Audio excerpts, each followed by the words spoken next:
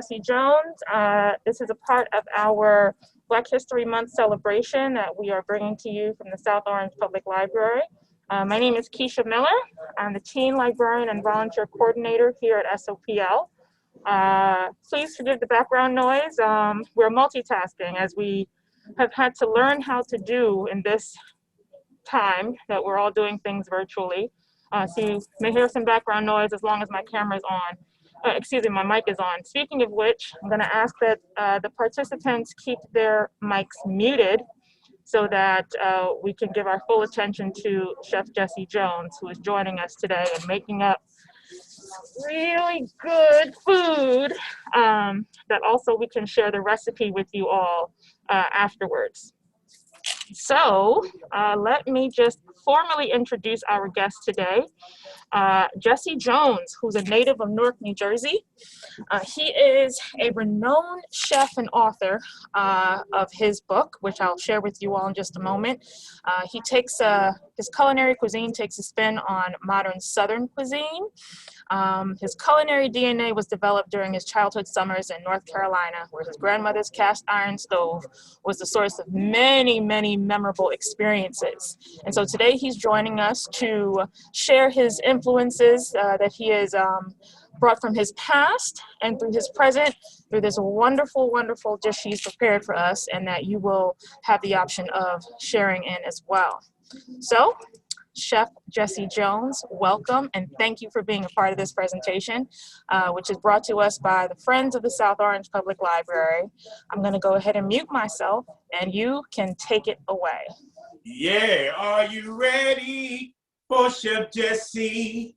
Are you ready for Chef Jesse? I got chicken and waffles, biscuits and gravy on the new Chef Jesse show. Now, you know, that's my dream, and I'm still pushing, trying to make that happen, kind of keep doing these mock interviews and demos of how I want to envision my show.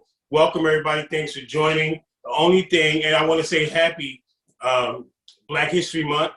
I know Black History is every month throughout the year, but February we highlight what African Americans paid, the African Americans that paved the way for us.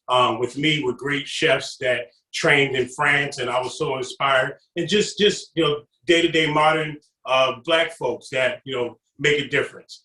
And so the only bum thing about this is that since COVID, normally when I do my Black History Months in the years past, it was always great cooking, and you actually taste it.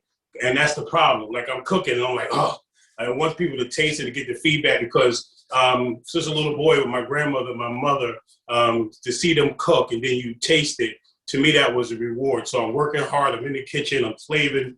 That's an understatement. But cooking hard over the stove.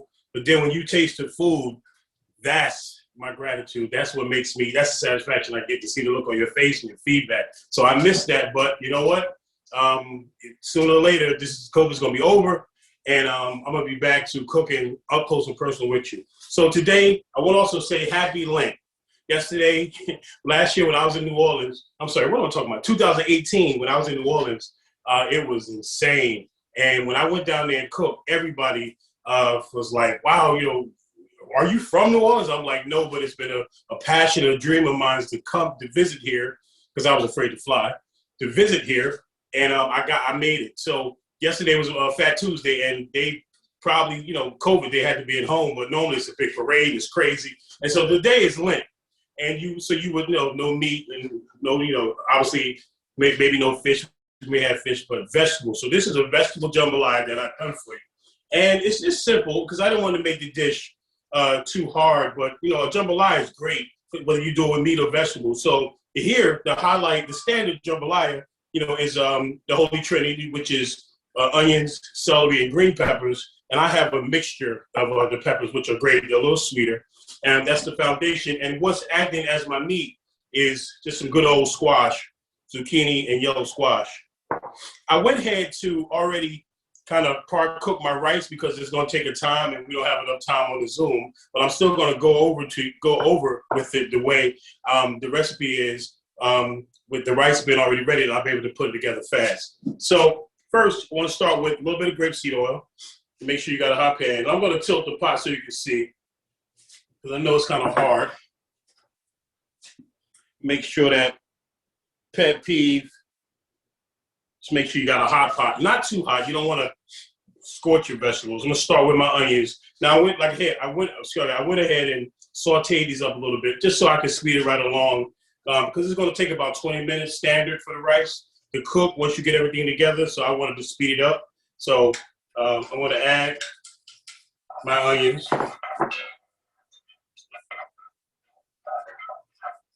That's the sound you want to hear. Turn up a little bit.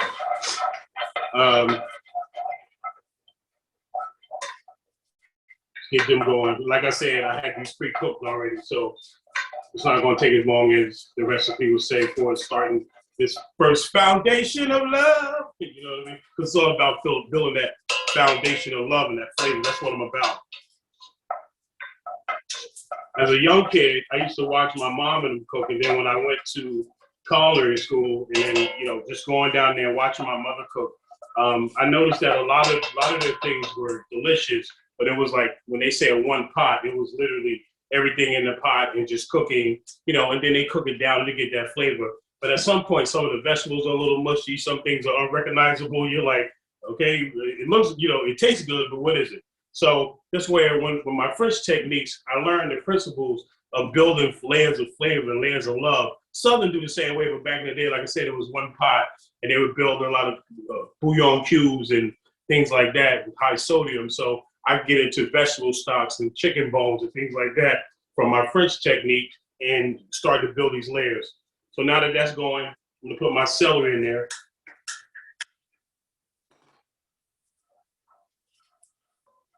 Get that all in there.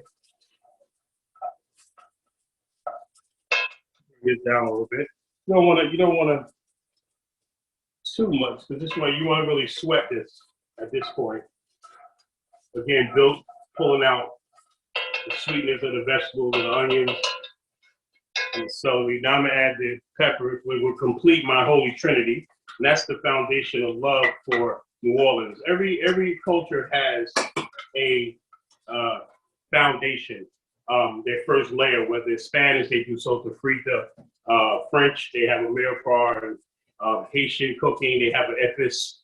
And Italians have a holy trinity as well. Have a mirepoix as well, but they may use a little ham sometimes and like a little Italian mixture of oregano and herbs and things in there with theirs. But Holy Trinity revolved down in New Orleans. There was no carrots, so it was just basically that's the only thing that can grow: green peppers, onions, celery, things like that. So when we think about when I say what I do, my style is a modern approach, which is great, is because back in the day, you in any culture, any cuisine, there wasn't these ingredients. It was just what they had. And so now with my modern approach to Southern and using the French technique, there's so many ingredients, so many ways to play around with, and so many people are restricted to different things. Some people, gluten-free. Some people can't have this. They can't have salt. They can't have sugar. So this way, this modern approach allows you to not to kill the integrity of the dish. So if it's authentic, it's full Monty. We going the way the dish is. But when I say modern, I'm taking out and I'm adding in other good flavors and vegetables and things that can adapt to the recipe, but not killing the integrity of the classic. I respect the classics at its best. Okay, so now we got this first foundation of love here. We're gonna go in there with the garlic.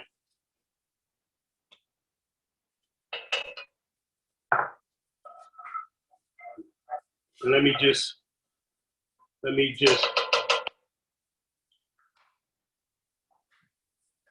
pop that in there where you can see that. Lord have mercy, y'all. That's that flavor, that's that love. I wish I could smell this. We need smell of it. We need smell of it. So you can look and smell it.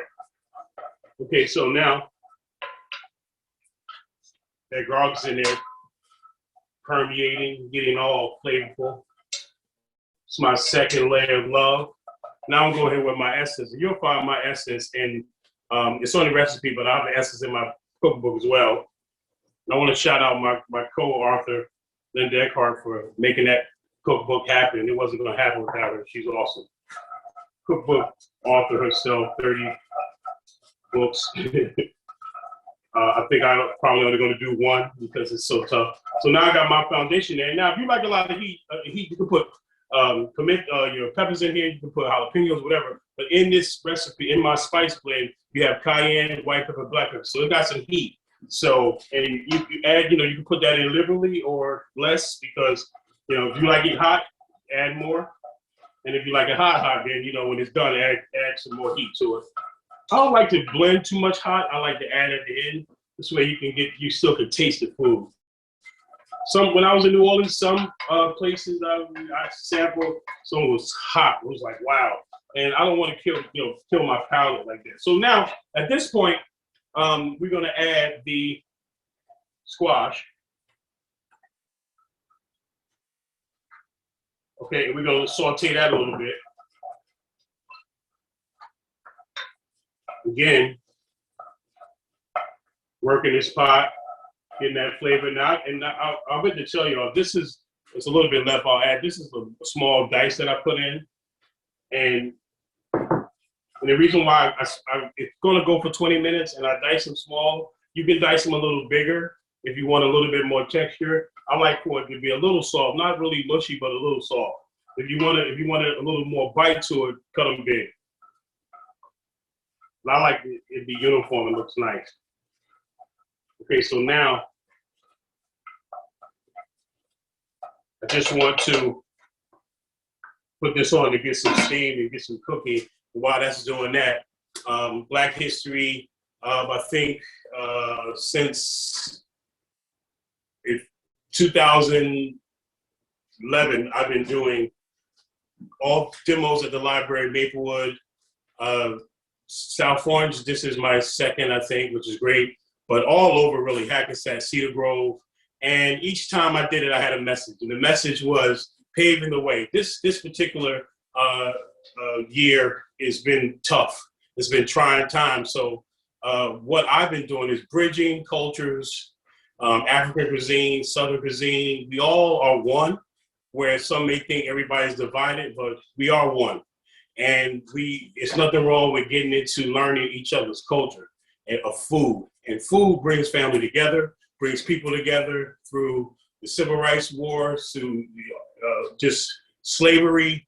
Everything revolved around food. So food is going to be the glue, it's going to be the bond. So every year that Black History comes in, I'm excited to do it and just showcase to what I learned for his food, and some chefs and inventors and people that, chefs of color and Afro-Americans of color that just paved the way in all these crazy adventures. I'm still learning. I'm like, wow, even though I still study over the years, but you don't know until February comes, and then you hear, you go, wow, I didn't know that. So it's interesting. I didn't know, I might be probably crazy to say this, but I didn't even know an Afro-American man did the face mask, the mask for fires and gas and stuff like that. So, who figured, we matter, right? I have a question, Chef Jesse. I'm sorry? I have a question. Yes. So is there a recipe or a particular meal in your family that you remember or you can recall being prepared for special events, whether it's the holidays or something, like you said, food brings families together? Yes. Is it something that brought your family together growing up, like a special recipe or dish? Oh, absolutely. Oh, yeah. Well, my mother, and I want to shout out my mom. My mom has dementia, so y'all pray for us when we're dealing with that. But her first dish that she taught me was smothered chicken, and that's my signature dish, and I love it so. So on our table was all my mother always made smothered chicken. She always had to have white rice. There was always going to be potato salad. And my grandmother always made her sweet potato pies. There's always going to be a molasses pudding.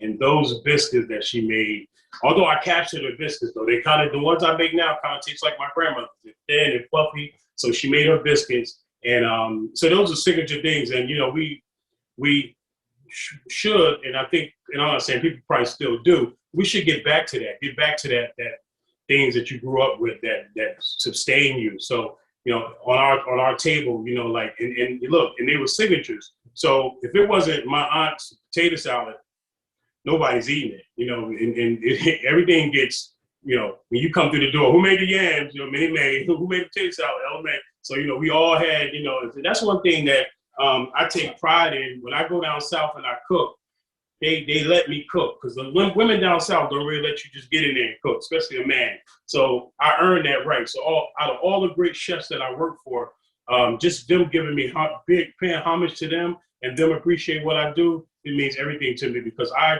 cook breakfast, lunch, dinner, the biscuits, the sauce, whatever. I can cook whatever, and they gave me that approval. There's a series down there. Okay, so now all this flavor. So at this point, you see how you got all that love right there, all that flavor? Just at this point, you would add the dry rice into this to get the rice toasty and all the flavor. I went ahead and, like I said, already cooked my rice because, you know, time. And so now you would put this rice in. I'm not going to put it in now because it's obviously already cooked. And I cooked this in the vegetable stock. And I made a homemade vegetable stock. Don't buy the store-bought stuff. You can, but you know, it's best to make. You've got some trimmings around. If you're doing a compost outside or whatever, you know, before you make your compost, those vegetables, make a stock.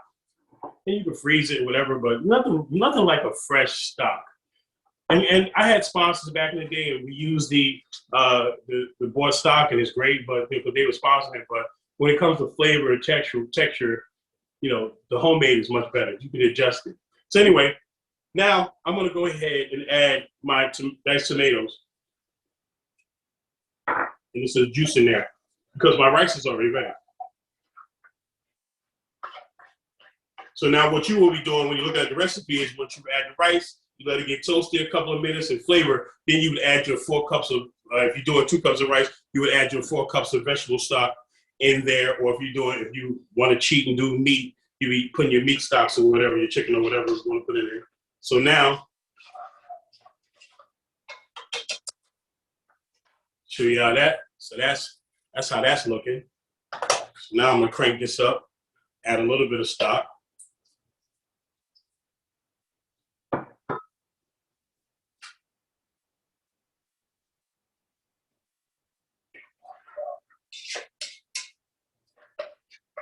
Now, excuse me. Great thing about being in my kitchen, you did ball. Chef would have yelled at me and said, "You should have had the spoon before you did that." But you know what? Hey, I'm my own element in my kitchen. Just taste that. Always got to taste.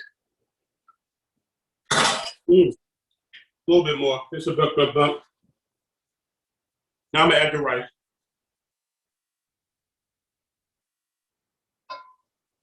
Not all at once, just so I can adjust it. I want to have the vegetables see everything, the rice and all the vegetables.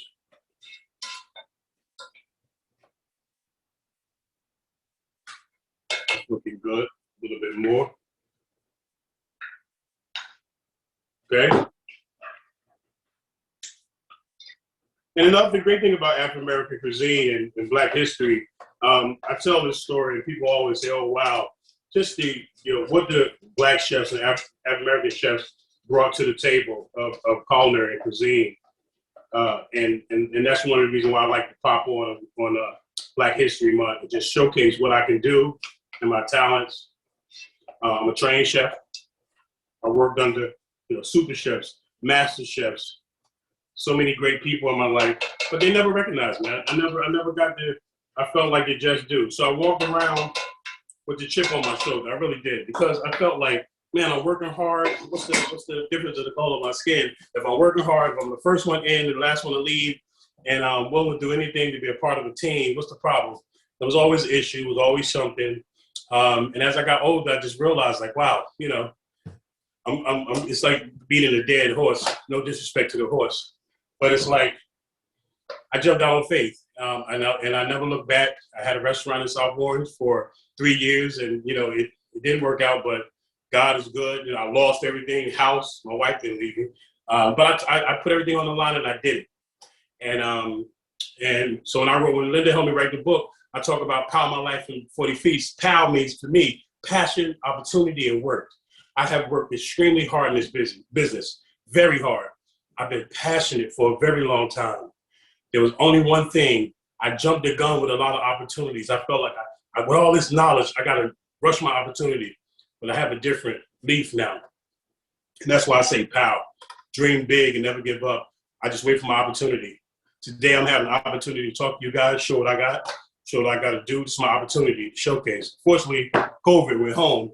But I tell you, my reputation precedes me. And when you get a chance to cook, come and taste my food. I'm cooking, you get to taste it. I will make a believer out of you. And if I don't, I'm not going to stop until I do. So now, presentation time. I don't know how much time I got, but I always like to present it nice. So this is a rainbow, French restaurant days. That's smelling good. And like I said, this is a great, like if you're going to do a jambalaya, a regular jambalaya, which is great for your guests, and a lot of meat, and tasso sausage, and andouille sausage, and great, flavors. But if you got some vegetarian friends, this will work. And this is versatile. You can add anything, eggplant, any vegetables, carrots. It's just great. More seasonings. And I just wanted to make this simple, great house. You can take simple ingredients with a little garlic, peppers, onions, celery, rice, and make a great dish. So now we put this in.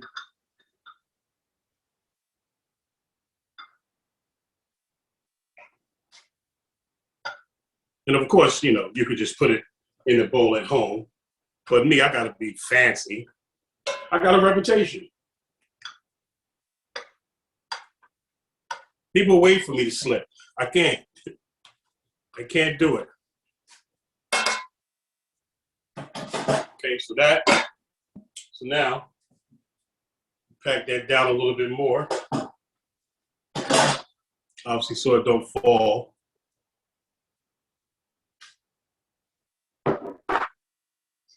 I got my little garnish here. And then you just pop that out because it's hot. And there you have it.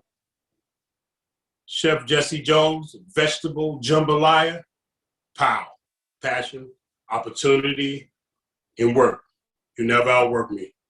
I work like a dog. No disrespect to the dog. Pow.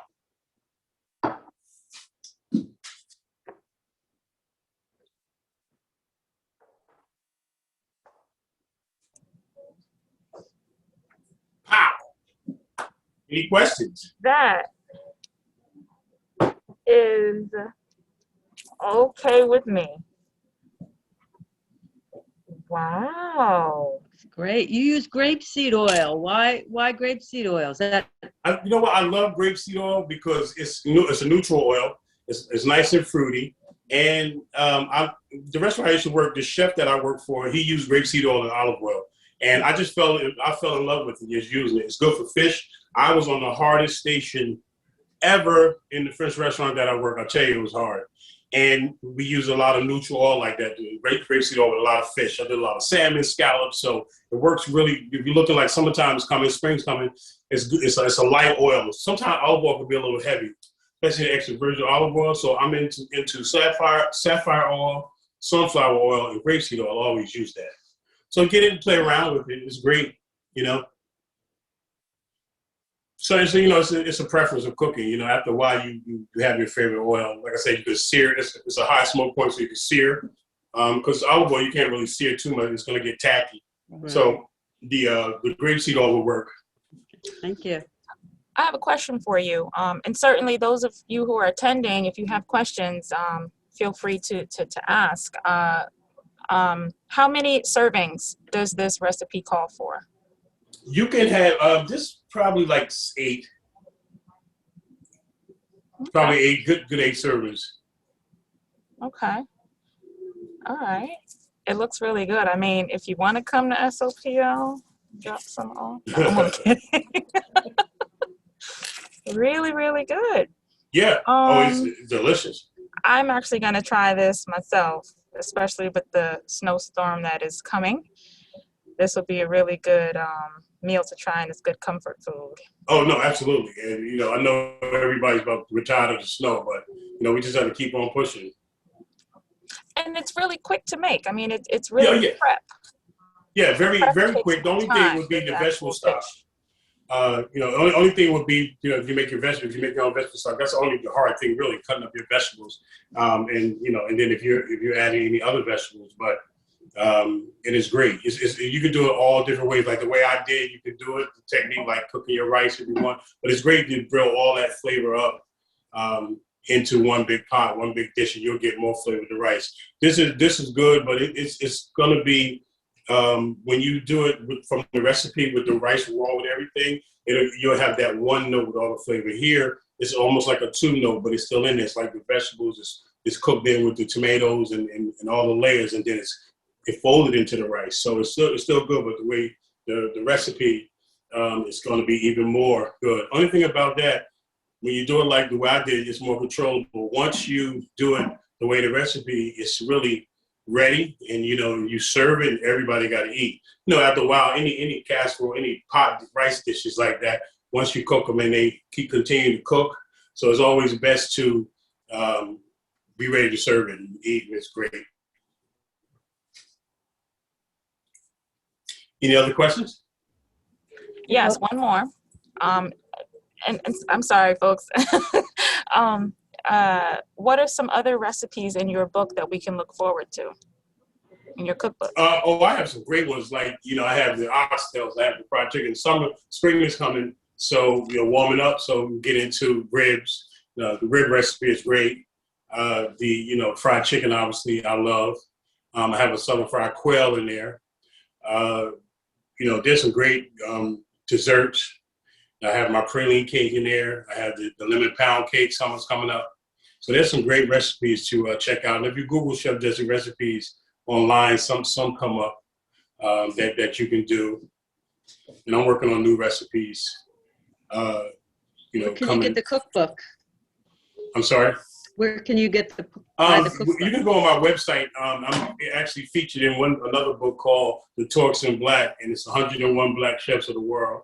So I did the lamb shakes in that dish. So go to chefjessejones.com and click on books, and both of the books are there.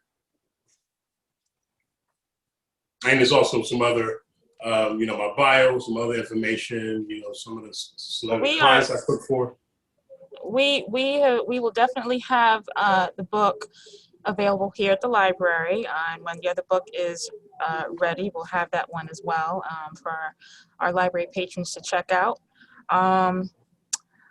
A couple of other questions I have for you, Chef Jesse. Okay. Everybody has spent so much time during quarantine cooking.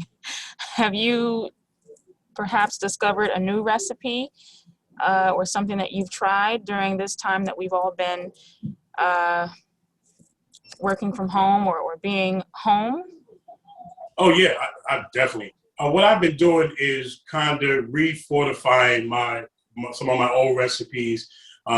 Just with my mom having dementia, just some of her childhood food, like liver and onions. I've been playing around with the bacon. She loved that. I did revised my lemon pound cake. I did an orange pound cake. So I've been playing around with different vegetables, different vegetables that people don't really think about anymore. And like getting back into sassafras leaves and getting into different beets. Just going to Whole Foods, just any farmers, just trying to I got fennel the other day. Was playing around with fennel again. I hadn't worked with fennel since my French restaurant days. With artichoke, got a nice little recipe. Hopefully, I might write another book soon. I'm working on some recipes. So it'd be dessert, it'd be vegetables. Getting back into a barragoule, which is a French dish with artichokes. But I'm not going to do the bacon. It's going to be more like a vegetarian one. And just in the kitchen, just playing around with different flavors, trying to get different herbs, basically herbs that can help you health-wise. Like I just discovered, and I didn't just discover it, but I knew thyme really played a significant factor in health. So I've been working with, and I love thyme, which is my favorite herb. So I've been playing around with thyme and turmeric and ginger, all kinds of. I lost a little weight. I still got a little gut, but I was smaller. But COVID, all we do is eat. Awesome. Does anybody here have any questions for Chef Jesse? I can talk about food all day long. Anybody who's come into the library or who knows me, I can talk about food all day. So I have another question for you. Did you make any banana bread? Because that was the thing that people were doing during quarantine. Did you make any banana bread? Oh yeah, but yeah, definitely. Because you know what, you have to make banana bread because the bananas don't last anymore like they used to. As soon as you get them home in a day or two, they're brown. So either you put them in the freezer, you're making you a smoothie. So yeah, I definitely did the banana bread. I had to put some walnuts in it. I think everybody, I have a very serious banana recipe. One that I was passed on to me and one that I've been playing around with. So yeah, banana bread is the deal. I think the last time I made banana bread here, it didn't last long. It was gone. I mean, I went to bed with eight slices, and the next one I came was like one. I was like, wow, went fast. Banana bread is so great too. You can warm it up in the morning with your tea or coffee. So great. Well, I want to thank you, Chef Jesse, and thank you all for attending this afternoon. We will share the recipe with you. I just need to alter it a little bit, make it pretty if you may, and share it with you. Chef Jesse did provide me with those details. And I want to thank you, Chef Jesse, for being a part of our Black History Month program, and thank you all thank for you. attending. I have one last question though. Okay. So you prepared meals for a variety of people. Yes. Is there someone notable or otherwise who you're dreaming of preparing a meal for? Barack Obama and Michelle Obama. I can make that happen, I need to. It's one of my. I'm like, man, especially the Barack Obama, President Barack Obama. He tried to put hot sauce in Doogie Chase gumbo down south, and she popped his hand. They got a picture of it in the restaurant. So he loves wings. So I'm like, maybe one day he can try my fried chicken, my wings. I got some sticky wings with a nice little homemade honey sauce I made. And every time I make them, everybody just raves. And I'm like, which one day I can make them for the president. Wow. Well, I hope I answered everybody's question for Black History. And like I said, I wanted to pop on. I appreciate the opportunity. Simple dish, but flavorful. And we get back to these days and times. You got to think of simple things to do to make it taste good because obviously the budget, it's hard. The restaurants are closing and, it's a little work. So we had to gather. And that's what back in the day in the South was. They didn't have a lot. They made a meal out of little things. I remember my grandmother just having collard greens and fatback and cornbread. That was dinner, and nobody complained. Is that another question popping up or? Yes, Sandra was just asking where will we be able to find the recipe? Sandra, next time you come in, or if you want to just drop your email address to me, I can email it to you. Otherwise, it'll be available. Next time people come in, I'll have it posted online and also available for handouts throughout the rest of the month. So, all right, you can get it. Thank you for having me, and I want everybody to dream big and never give up. Remember, passion, opportunity, and work. Thank you so very much. Thank you.